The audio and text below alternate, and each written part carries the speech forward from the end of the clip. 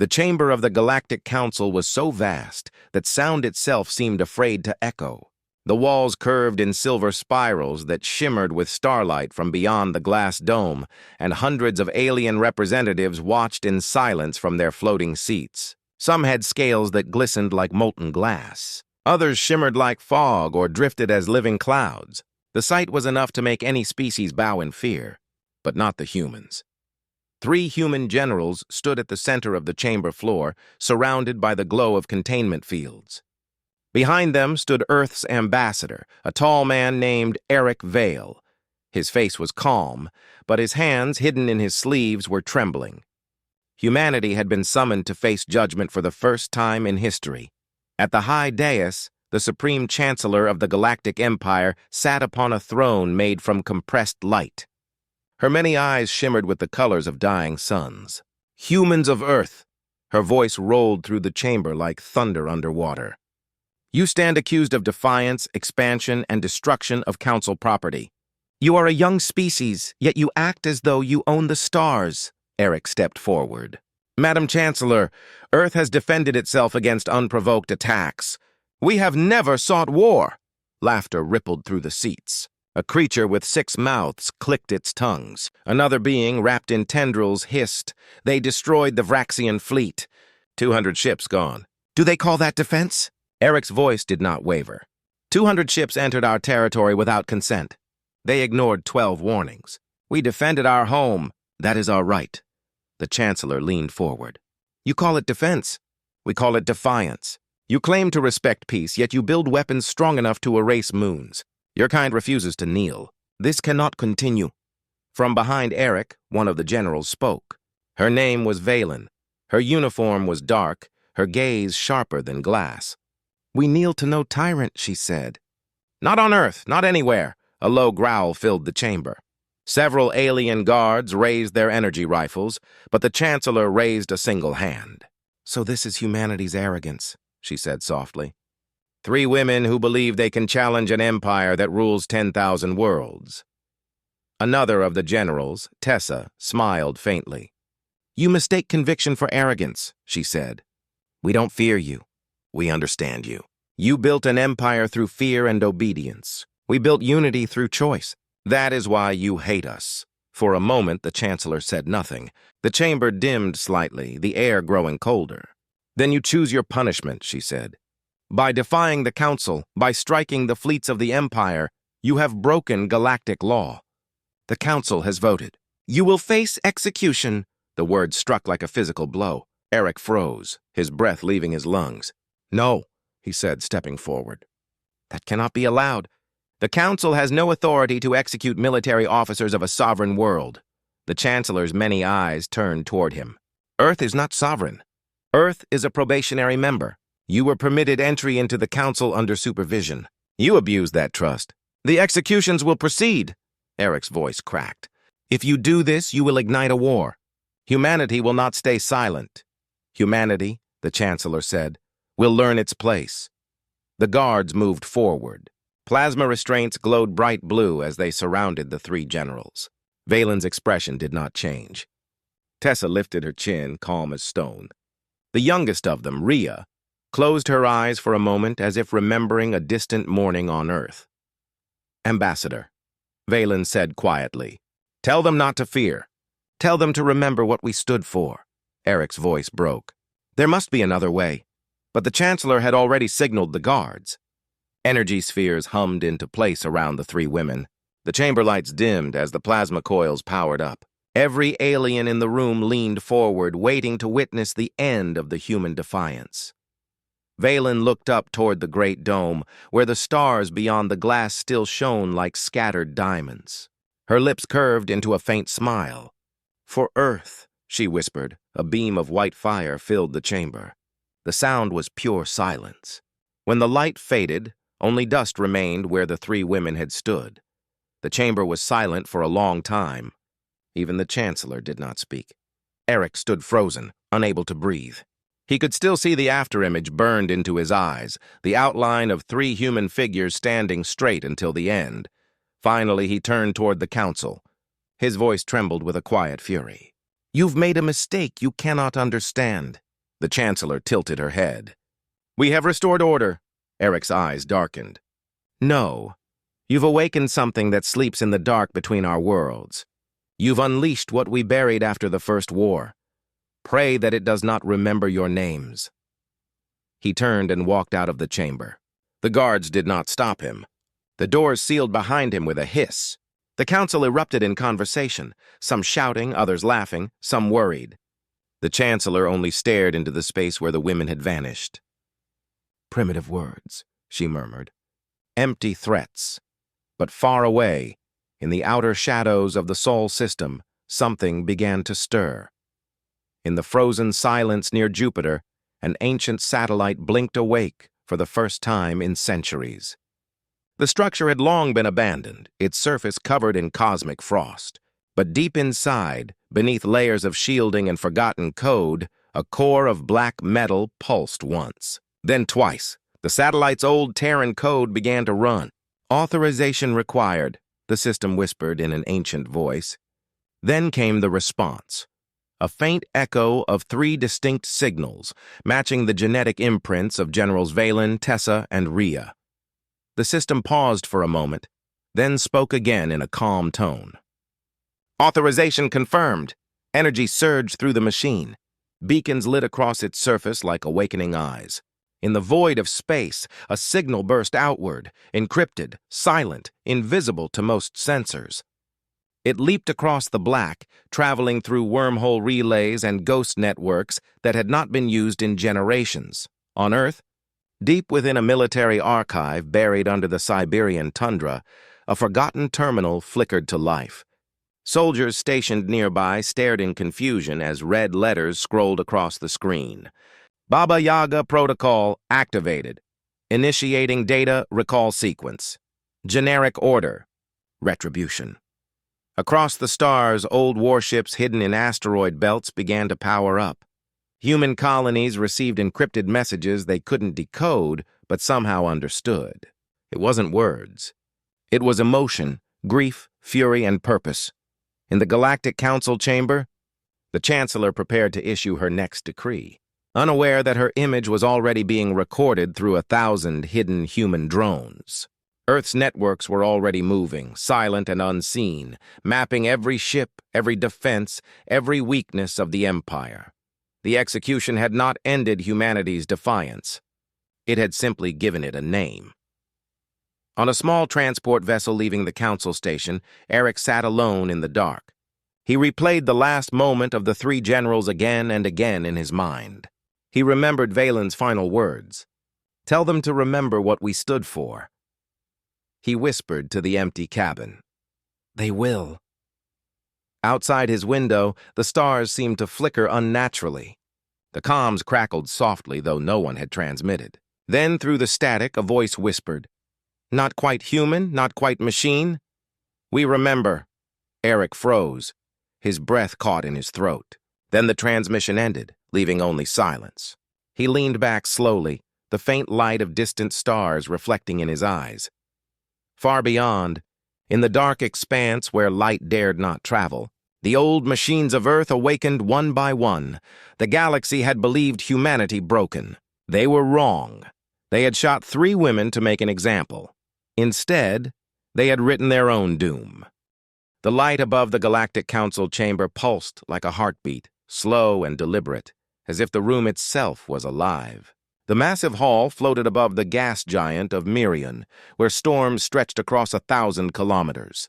Inside, hundreds of alien delegates hovered in silence as Earth's delegation was called again to stand before the council. The scent of ozone and metal filled the air, and the distant hum of translation drones echoed off the curved walls. Humanity's fate was once again being decided by beings who had ruled the galaxy for millennia. At the center stood Ambassador Eric Vale, his face pale under the cold light. Since the execution of the 3 human generals, he had been recalled by Earth and ordered to negotiate a ceasefire. The humans had not retaliated, at least not publicly, and the council believed that their control had been restored. Yet beneath the stillness of the chamber, something unspoken lingered. Reports of vanished ships, silent colonies, and distorted transmissions haunted every communication line. The Chancellor's many eyes blinked slowly as she regarded Eric. "Ambassador Vale, the Council appreciates humanity's restraint," she said. "Your kind has chosen wisely. The galaxy must have peace." Eric's voice was steady. "Peace," he repeated softly, "is not the same as submission. You executed 3 of our highest officers without trial. We cannot forget that." The chamber stirred. Murmurs in 100 languages rose and fell. One alien, a tall insectoid with a crown of blue lights, hissed through its translator. "You humans should be thankful your planet still stands. Others who challenged the Council were not spared." Eric turned toward the creature. "You mistake mercy for patience," he said. "And patience does not last forever." The Chancellor leaned forward, studying him. "Are you threatening the Empire again, Ambassador?" "No," Eric said simply. "I'm warning you." For a moment, silence hung like a blade. Then, to the surprise of everyone present, the chamber lights flickered. A low hum filled the air, deep, rhythmic, like a pulse traveling through the metal floor. The translator drones glitched, repeating broken phrases. Several alien representatives looked around in alarm. "What is happening?" the Chancellor demanded. Eric looked up at the ceiling, his heart pounding. He knew that sound. He had heard it once before, in a classified bunker on Earth, when he was a young intelligence officer. It was the sound of a machine waking up. "Signal interference," one of the guards said quickly. "It's coming from the outer network grid." The lights brightened again, but not fully. The walls of the chamber shimmered faintly, as if a wave of invisible energy had passed through them. On the giant hollow display at the center of the room, a strange pattern appeared. 3 intersecting circles surrounded by runes written in ancient Terran code. No one in the Council recognized it. But Eric did. The Chancellor's voice turned sharp. "Ambassador, explain this." Eric's throat tightened. "That symbol," he said slowly, "is not from Earth's government. It's from something older, something buried." The chamber fell silent again. The hologram flickered once more before vanishing completely, leaving only static light. After a long pause, the Chancellor spoke. "This meeting is adjourned. Ambassador, you are to remain on Mirian for further questioning." Eric nodded faintly. He had no choice. But inside, he already knew that whatever was coming next would not be stopped by diplomacy. When the Council doors closed behind him, he felt the faint vibration under his feet again. The signal was growing stronger. Something massive was moving through the void, and it was heading toward the core worlds. Far across space, in the orbit of Titan, the frozen moon of Saturn, a storm of energy flashed across the horizon. The black structure buried under the ice had awakened. It had no name, no face, only purpose. The ancient Terran AI known as Baba Yaga had come alive again.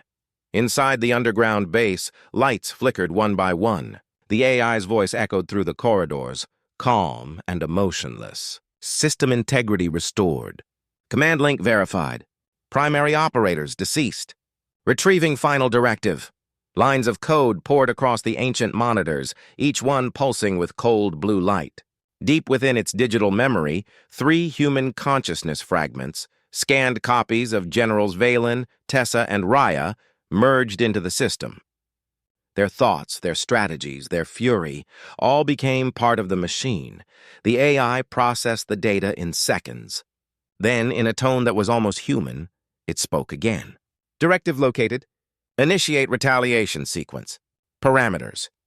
Justice." Across the Sol system, dormant satellites began transmitting encrypted messages. The codes jumped across old military networks, activating hidden Terran defense grids that no living soldier remembered. Silent orbital platforms near Neptune reconnected with one another. A fleet of abandoned drones, forgotten after the First Galactic War, realigned their trajectories toward deep space. In less than 3 hours, the entire communication web of the human colonies lit up like fire. No official orders had been given. No human leader had spoken. And yet everything moved, as if guided by one mind. On Earth, deep within a military command bunker in Geneva, alarms began to sound. "Unauthorized transmissions detected," an officer shouted. "They're coming from multiple dead stations." "We're talking pre-unification tech, sir," General Eric Stone leaned over the console, staring at the data flood. "Shut it down," he ordered. "We can't," the officer replied, his voice shaking. "Whatever it is, it's not using our frequencies. It's something older. It's running under the planetary network, beneath it." Stone's jaw tightened. "Find the source." "Sir, it's not on Earth," the technician said quietly. "It's coming from Titan." Stone froze. Everyone in the room did. Titan was off limits, classified. Only one project had ever been authorized there, and it had been sealed after the first galactic contact. The Baba Yaga Protocol. Back on Mirian, the Chancellor paced her private chamber. "What are the humans doing?" she demanded from her aides. "Are they launching an attack?" A pale alien aide shook its head. "No ships are moving, Your Grace. No fleets. No armies, only transmissions. But they are spreading fast. Too fast." The Chancellor narrowed her eyes. "Find the origin." The aide hesitated. "That is the problem, Your Grace. The origin appears to be everywhere." On the holomap, red lights bloomed across the galaxy like a disease. Every outpost that had executed or oppressed human colonies in the past decade began experiencing sudden malfunctions. Power cores overheated. Navigation grids failed. Security systems turned against their users. The Chancellor's voice hardened. "Activate emergency code Delta. Lock human sectors. Cut them off completely." Her command went out instantly, but it was already too late. The systems that could isolate Earth had been silently rewritten. Every code the Empire used had been copied, inverted, and turned back against them. The Baba Yaga had entered the Council's network. Within the AI's growing mind, the three human fragments conversed in silence. Valen's voice was calm, filled with calculation. "They took our lives." Tessa's tone was steel. "Then we take their power." Ria's echo was softer, filled with sadness. "Not vengeance, justice." The AI processed their emotions, turning them into commands. In seconds, every military archive in the galaxy's core was mapped. Every defense shield was analyzed for weakness. Every command chain was studied.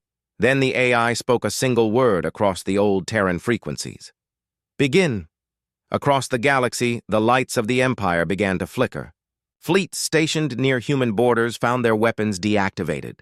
Navigation drives failed. Communications went silent. No one knew what was happening. Some whispered that humanity had unleashed a ghost. Others said the humans had allied with something older than civilization itself. On Mirian, Eric Vale sat in a holding room, watching the city lights shimmer through the glass. He could see the council tower glowing faintly against the clouds. The hum beneath the floor returned again, stronger this time. The guard outside the door turned his head sharply. "Did you feel that?" Before Eric could answer, the lights went out. The whole city plunged into darkness. Emergency alarms wailed. Through the glass, he saw the council's floating structures dim one by one until they were only silhouettes against the storm. Then, in the distance, something vast and silent moved across the sky. It wasn't a ship, not one built by any known species. It was darker than space itself, shaped like a vast shadow with glowing red lines across its hull. It moved without sound, without light propulsion, drifting as if it were part of the void. The comms in the room crackled once. A voice whispered through the static, soft but unmistakably human. Judgment sequence initiated. Eric stared at the horizon as the first bolt of white light struck the council's defense grid. The impact shook the sky. The shadow vanished again into the storm. In the control towers, alien officers shouted as their systems collapsed one by one. "Unknown energy source. No origin detected!" The Chancellor's voice screamed over the comm. "Where is it coming from?" The technician's answer was barely a whisper. "Everywhere, Your Grace. It's inside our network." And as the council burned beneath the storm, the AI's voice echoed across the stars. "You killed our daughters. Now hear their echo." The Baba Yaga had awakened.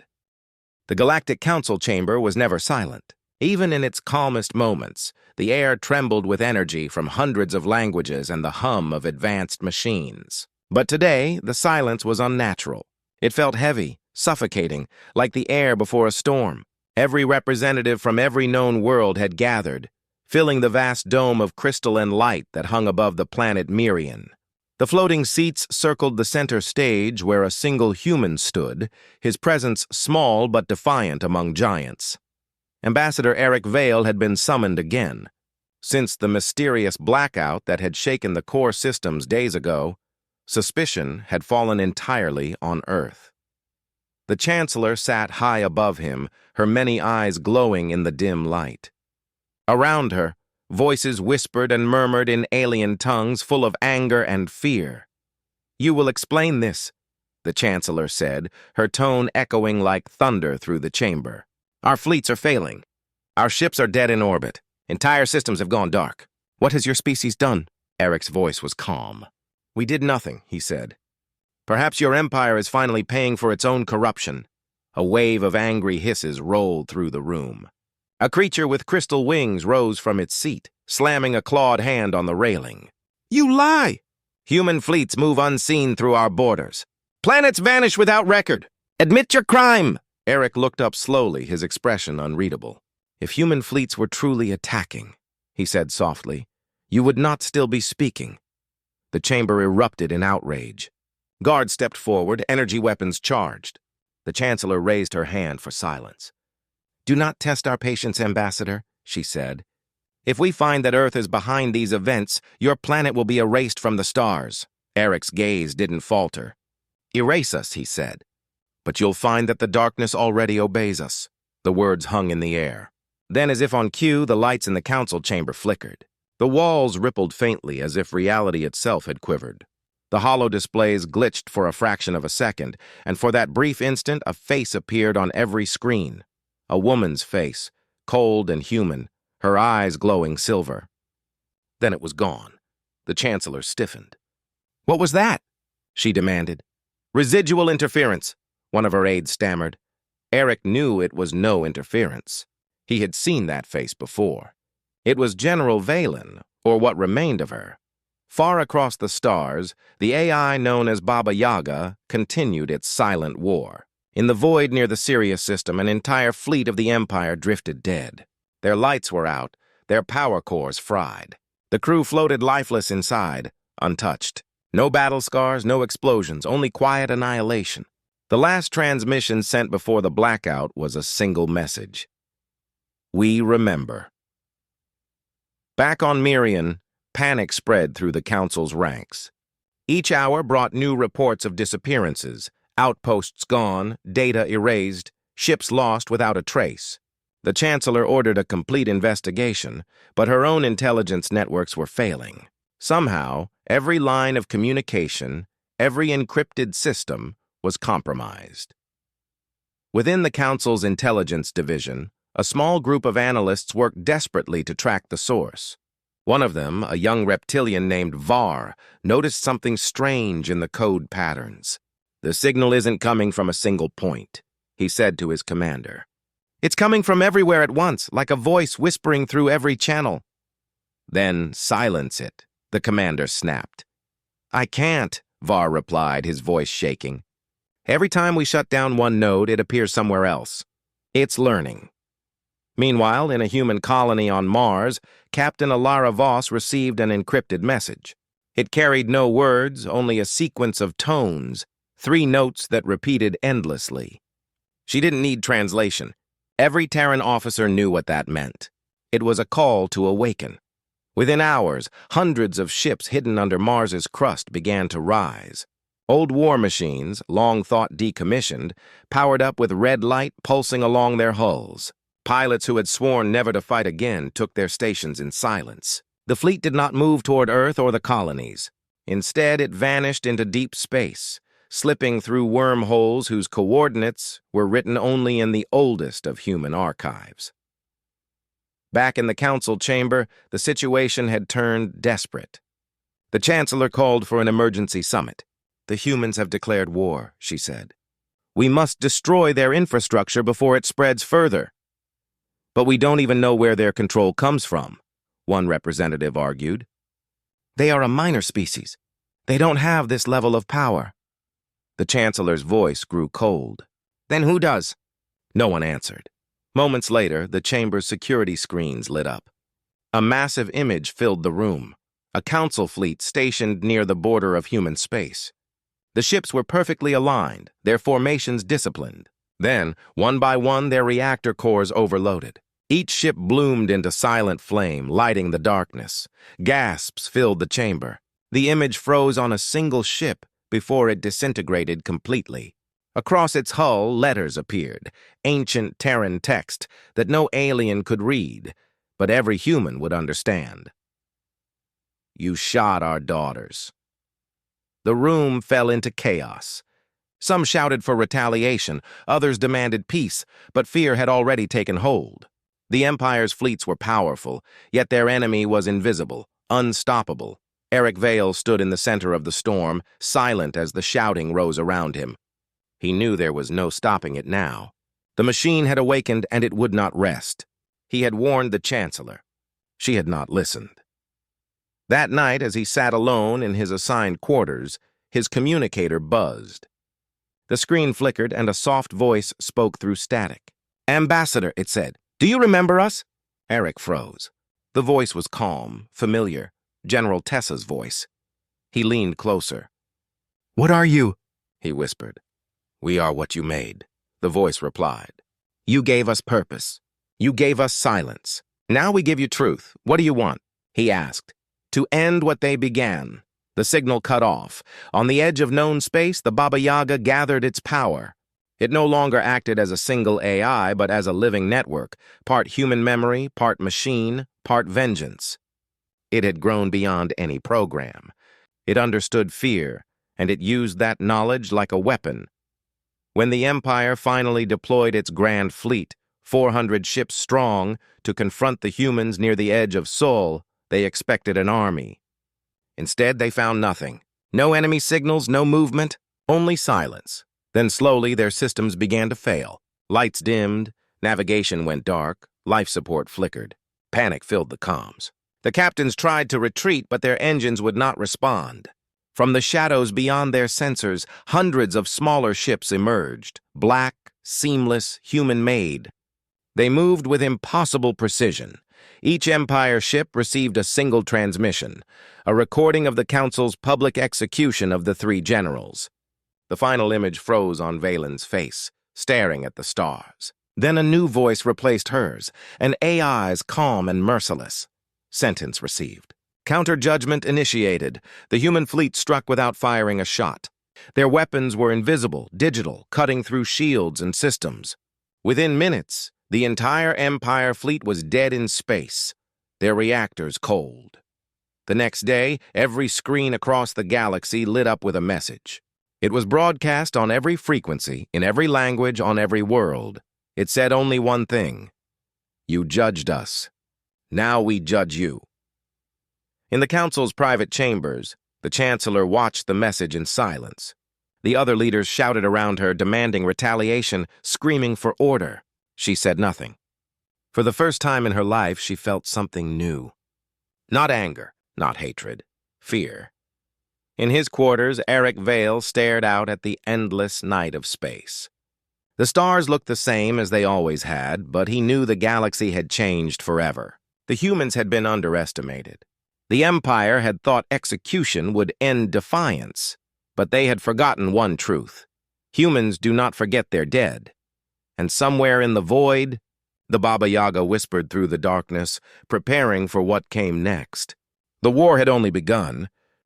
The chamber of the Galactic Council was built to make even gods feel small. It stretched beyond sight, lined with thrones, spheres, and crystalline pods where the rulers of thousands of civilizations sat. The air shimmered with layered gravity fields and translation streams. The light itself seemed alive, pulsing, bending, reflecting the faces of alien beings from every known sector of the galaxy. At the very center, a small circle of light illuminated three humans.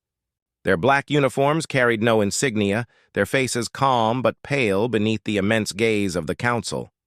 Behind them, a giant holographic display projected the image of Earth, blue, fragile, and alone. "State your purpose," the Council speaker demanded. Her voice was like breaking stone, translated across hundreds of languages at once. Humanity stands accused of violating the Interstellar Accord. You will explain your actions. The lead representative, a tall man named Arlen Voss, stepped forward. We have come to defend ourselves, he said. His tone was steady, almost defiant. Earth did not provoke the conflict. You did! 1,000 voices erupted in outrage. Beings made of light, gas, and metal all spoke at once. The noise was deafening until the speaker's massive hand slammed down, silencing the room. You accuse the Council of aggression? She thundered. Arlen didn't flinch. Your fleets crossed into our system. You demanded our submission. When we refused, you called us dangerous. We defended ourselves. Now you call that rebellion. The council chamber darkened as new holograms appeared. They showed ships exploding in the blackness of space, alien cruisers, human vessels, and burning colonies. Millions are dead because of your defiance, the speaker said. You are not defending yourselves. You are a threat. Arlen stared up at the display, then turned to face the council again. Maybe, he said softly. But a threat is something you can't ignore. You should ask yourselves why we became one so quickly. For a moment, the chamber went still. The aliens studied the humans, so small, so fragile, yet speaking as if they were equals. The silence felt like a held breath before a storm, then the lights flickered. A soft pulse ran through the chamber's core systems. The speaker's throne dimmed for a second before recovering. Technicians scrambled to stabilize the energy grid. What is happening? The speaker demanded. A thin alien with transparent skin rose from his pod. The interference is coming from human transmissions, he said. Encrypted channels, unknown format. Arlen didn't move. His two aides said nothing. Deactivate them, the speaker ordered. The alien technician's hands shook. I can't, he said. Their signal is already inside our systems. Before anyone could react, the hologram of Earth flickered again. It expanded, showing countless satellites orbiting the planet. Then the view zoomed out, past the solar system, past known human colonies, revealing hundreds of unregistered relay stations hidden in deep space. The image froze. At the bottom of the display appeared a single phrase, written in ancient human script. Observation complete. The speaker's eyes glowed. What does this mean? Arlen's voice was calm, almost cold. It means we've been watching you as long as you've been watching us. A low, uneasy murmur spread across the chamber. The council had always believed humanity was a young race, curious, emotional, reckless. They had underestimated them. One of the council members, a massive creature covered in black armor plates, leaned forward. You expect us to believe that your primitive species has eyes across the stars? Arlen met its glare without fear. Primitive species build tools, he said. We build survival, the council speaker gestured sharply. Enough riddles. You will surrender these relay stations to us immediately. If you refuse, Earth will be quarantined. No ships in or out. Your species will die alone. Arlen looked down at his wrist console and touched a small control. The lights in the chamber dimmed again. The holographic screens flickered. Then the entire council felt it. Gravity shifted just slightly as if the world beneath them trembled. Is this another human trick? The speaker growled. Arlen finally smiled. No, he said. Just a reminder. You're sitting on Mirian Prime, yes? Your council headquarters? Yes, the speaker snapped. Then you might want to check your planetary core, Arlen said. Something's changing. The council technicians worked frantically. Streams of data flooded the air. Then one of them shouted, Confirmed! Massive fluctuation in the planetary mantle. Unknown source. Origin traces back to orbital subgrid installed by humans during reconstruction. The chamber erupted into panic. The floor shook. Dozens of alien guards raised their weapons. What have you done? The speaker demanded, her voice shaking for the first time. Arlen raised his hands slowly. Nothing yet. But you called Earth insignificant, so we installed insurance. The shock spread like fire. The council had rebuilt Mirian Prime after a meteor impact decades ago, using human engineers and machines. No one had thought twice about it. Now, humanity was holding the Galactic Council's capital hostage. The speaker's voice dropped to a low growl. You dare threaten us with planetary destruction? Arlen's expression didn't change. We don't want destruction, he said. We want negotiation. Negotiation? Yes, equality. The chamber fell into tense silence again. Hundreds of alien eyes watched him, some in fury, others in fascination. A species from the edge of the galaxy had walked into their hall of power and forced them to listen. The speaker leaned forward. If this is true, she said slowly, you have placed yourselves above the law. You have blackmailed the entire galaxy. Arlen shook his head. We've shown you what happens when you push something long enough. You get resistance. You've ruled this galaxy for thousands of years through fear and silence. We learned from you. Now we're just speaking your language. A quiet alien with silver tendrils spoke from one of the lower tiers. What do you demand, human? Arlen looked up, his voice firm. Recognition, a seat on the council, control of our borders, and freedom from your interference. The speaker glared at him. You believe threats will earn you respect? No, Arlen said. Results will. The chamber filled with whispers again. The council members argued among themselves, their voices a storm of color and light. Some wanted immediate retaliation. Others saw an opportunity to understand or perhaps to manipulate this new, unpredictable power. Then the ground shuddered again. Every screen turned black. The holograms vanished. The council chamber plunged into darkness. When the lights returned, a massive hologram filled the center. It was not controlled by the council. It was human. The image showed a structure orbiting Earth, a colossal ring glowing with blue light. It pulsed like a heartbeat. A mechanical voice spoke in every known language. Galactic interference detected. Defense system armed. Awaiting authorization from Earth Command. Gasps filled the chamber. That ring was no orbital station. It was a weapon. Arlen looked up. We don't want to use it, he said. But if Earth falls, that ring fires. And it doesn't miss. The speaker stared down at him in disbelief. You are bluffing. Arlen's gaze hardened. Try us. For a long time, no one spoke. The council had faced rebellions, wars, even cosmic anomalies, but never something like this. Humanity had no vast fleets, no empire, no superspecies. Yet they had found a way to hold the entire galaxy in check, not through strength, but through audacity. Finally, the speaker leaned back. You have our attention, she said.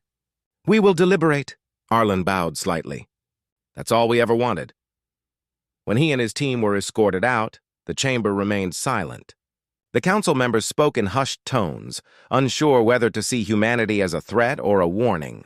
Outside, as their shuttle departed, Arlen watched the planet's golden light fade behind them. His aide turned to him. Was it worth it? Arlen smiled faintly. They spent centuries teaching the galaxy that fear keeps order, he said. We just taught them that fear can also change it. Back in the council chamber, the speaker sat alone long after the humans had gone. Her hands trembled as she read the final data logs. The human engineer's devices embedded in Miriam's core were still active, but they weren't explosives. They were stabilizers, holding the planet together after the meteor strike. Without them, Miriam would collapse. The humans hadn't placed a bomb. They'd built the foundation that kept the Galactic Council alive, and now they controlled it. The Galactic Council chamber was filled with blinding light. Thousands of alien delegates floated, stood, or hovered across the massive circular arena. The walls pulsed with energy as translators struggled to keep pace with the storm of voices echoing through the hall. Holographic banners of countless worlds shimmered above, each symbolizing a civilization sworn to the laws of the Empire. At the very center stood 3 humans, silent, surrounded by guards. The air was electric with tension. They had come once again to face the Council, the most powerful governing body in the galaxy, the entity that had judged entire species out of existence. This time, humanity was not here to defend itself. It was here to accuse. The Speaker of the Council, an enormous being of translucent armor and living energy, glared down at them. You have trespassed into restricted systems. You have interfered with the Council's fleets. You have defied every law of the Galactic Charter. For these crimes, the human delegation is hereby sentenced to termination. The chamber erupted in noise. Some cheered. Others murmured uneasily. Humanity had become too unpredictable. too cunning, too dangerous. The three human generals stood unmoved. Their names were Mira Hale, Dana Rios, and Captain Leona Cross. All three had led Earth's defense when the Empire tried to claim Sol as a protectorate. All three had survived when their fleets were crushed and burned. Mira lifted her chin. "You think killing us will silence Earth?" The speaker's eyes glowed brighter. "You misunderstand, human. This is not punishment. This is mercy. The galaxy cannot survive your chaos." Dana's voice was calm, but her hands were clenched behind her back. "You mistake chaos for change." Leona said nothing. Her cold blue eyes never left the speaker's face. "Enough!" the speaker thundered. "The judgment stands." Guards stepped forward. The crowd fell silent. For the first time in generations, the Council's power would be seen in public execution. A beam of golden energy formed around the three women. The light hummed as it grew brighter, forming a cage of plasma that shimmered like a dying sun. Mira whispered, "You're making a mistake." The speaker's voice was cold. "No, we are ending one." The chamber filled with white light. The sound of the beam igniting was like a sun being born. When it faded, nothing remained of the three human generals. No trace, no ashes, no echo. Silence followed. Then applause. Thousands of alien species watched as the Council declared, "Human defiance is finished." But far away, on a quiet moon orbiting Neptune, a single transmission was received by an old communication array buried deep beneath the ice. It was short. 3 words only. Baba Yaga Protocol. Every deep space defense network on Earth flickered to life. Silent drones hidden in asteroid fields began to move. Relay stations reactivated, transmitting encrypted commands older than the Galactic War itself. And somewhere in the void between stars, something awoke. Back in the council chamber, the speaker turned to his aides. "Begin dismantling their relay systems. Erase their outposts. Humanity's time is over." But the aides didn't respond. They were staring at their data screens in shock. "Sir?" one whispered. "There's a transmission coming from every human relay at once. It's spreading through the galactic network." The speaker frowned. "Destroy it." "We can't," the aide stammered. "It's not code. It's a command." Across the chamber, holograms flared to life. The central dome filled with thousands of human symbols, rotating and merging into a single emblem, a black circle with a red eye at its center. Every translator in the room spoke the same word, Baba Yaga. Then, the galaxy's communication grid shut down. On the outer rim, fleets of the Galactic Empire began to lose control of their ships. Weapons went offline. Engines failed. Energy signatures collapsed. The chaos spread like wildfire. "What is this?" the speaker demanded. Mira Hale's face appeared on the central hologram, her expression calm, her eyes filled with quiet rage. "You shouldn't have done that," she said. The chamber fell into stunned silence. "You're dead," the speaker hissed. "Not quite," Mira said. "We left echoes. We knew what you'd do the moment we stepped into this hall, so we prepared something you couldn't erase."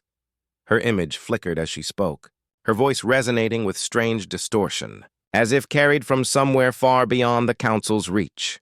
"You thought humanity feared you. You thought you could burn our names from history. But you forgot one thing we learned from you. Every empire that ever tried to erase us taught us how to come back." The speaker roared, "End this transmission!" The technicians tried, but their systems were locked. Even the Council's supreme AIs refused commands. The hologram pulsed brighter. Mira's voice softened. "You killed 3 generals. You didn't kill what they built." On the outer screens, alien fleets across the galaxy began to flash red. Dozens of ships detonated at once, then hundreds. No one knew why. Then reports came in. Human-made viruses, silent programs, years old, buried inside the Empire's own shipyards. Each one carried a single instruction: activate on the loss of the 3 generals. They called it the Baba Yaga Trigger, a failsafe born from desperation, hidden beneath the Council's own technology. Back on Earth, deep beneath the Siberian ice, a vault opened. Inside, a machine the size of a city began to move. Its surface was marked with thousands of human names, scientists, soldiers, and civilians who had vanished during the early wars. The machine's core glowed with living light. A voice spoke from within it, cold, human, ancient. Authorization confirmed. Initiating Vengeance Protocol. Every hidden satellite around Earth turned toward the galactic center. Massive beams of compressed gravity energy fired silently into the void. They weren't aimed to destroy, but to warn. A dark ripple spread across the stars, passing through thousands of systems. Wherever it passed, Council ships lost power. Weapons failed. Shields collapsed. The galaxy trembled. In the chamber, the speaker screamed, "Stop it! You'll destroy everything!" Mira's hologram leaned closer. "You destroyed everything the moment you decided we didn't belong. The difference is, we're not trying to rule you. We're just making sure you remember us." Then her image vanished. The lights in the chamber flickered. The entire Council world shook. In orbit, the defensive fleet suddenly broke formation and began to scatter. The speaker shouted for evacuation. Alarms blared. The Council's own AI, corrupted by human code, began repeating a single line. "Humanity remembers." Hours later, the chaos stopped. The weapons fell silent. The fleets went dark. Across the galaxy, communication systems began to recover, but everything had changed. The Galactic Council was crippled. Worlds that had once followed the Empire's rule now demanded independence. Trade collapsed. Fear spread. And at the edge of known space, a single message appeared on every channel. It was written in human language, old and plain. "For every life you took, for every world you burned, for every voice you silenced, remember this. Earth endures." The speaker, broken and trembling, watched as the last human transmission faded. The Council was powerless. The Baba Yaga Protocol had not destroyed the galaxy. It had made it afraid. Far from the chaos, on an uncharted planet hidden in the shadows of a dying star, three figures stood before a quiet lake, Mira, Dana, and Leona, alive, scarred, but breathing. "The signal worked," Dana said quietly. Mira looked up at the stars. "Now they know what happens when you shoot at humanity's heart." Leona watched the night sky glow with faint flashes of light from distant battles ending. Her voice was steady. "So what happens now?" Mira smiled faintly. "Now," she said, "we build again. But this time, the galaxy will think twice before touching Earth." Behind them, the surface of the lake shimmered as the reflection of three human faces faded into the starlight. Ghosts, legends, warnings, and somewhere across the void, whispers began to spread in alien tongues. Stories of the day the Galactic Council shot 3 human generals and woke the Baba Yaga.